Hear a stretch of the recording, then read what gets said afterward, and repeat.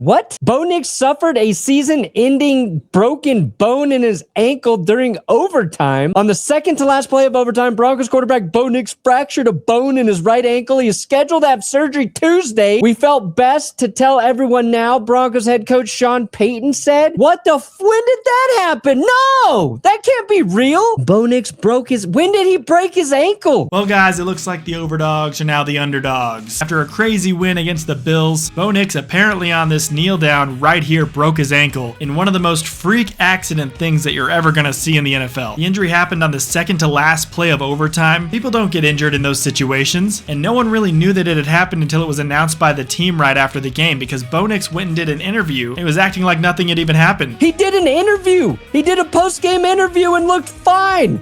He wasn't limping around. He never went down. How tough is Bo Nix if he broke his ankle and nobody knows? This means that in the AFC Championship game, either against the Texans or the Patriots, the Denver Broncos are going to be having the starting quarterback be Jarrett Stidham. And we're essentially in a new 2017 Nick Foles situation when he took on Tom Brady and won the Super Bowl for the Eagles. But can Jarrett Stidham actually lead the Broncos to a Super Bowl win? In my opinion, Stidham is a guy that you can plug in and play similarly to Bo Nix. I feel like now if you're a Broncos fan, you are kind of hoping for the Patriots to be your opponent, because that Texans defense may eat Stidham alive. This just came a full-blown situation of, can the Denver Broncos defense actually win them a Super Bowl, and can Stidham be enough of a game manager and run the offense well enough to be at least 75% of what Bo Nix was doing to possibly still somehow salvage what's been the best season for the Broncos in a decade. Oh, Jarrett Stidham, you better be good. Jarrett, you better be Nick Foles 2.0. I live streamed the whole game and I didn't even realize that he had been injured either. Nobody knew that he had been injured. He took the post-game interview, they went to the locker room, everyone was fine. One of the best quarterbacks in the NFL, married to a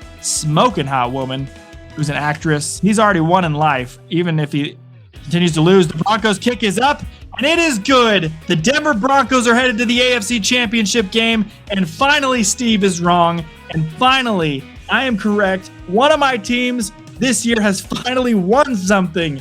Yes!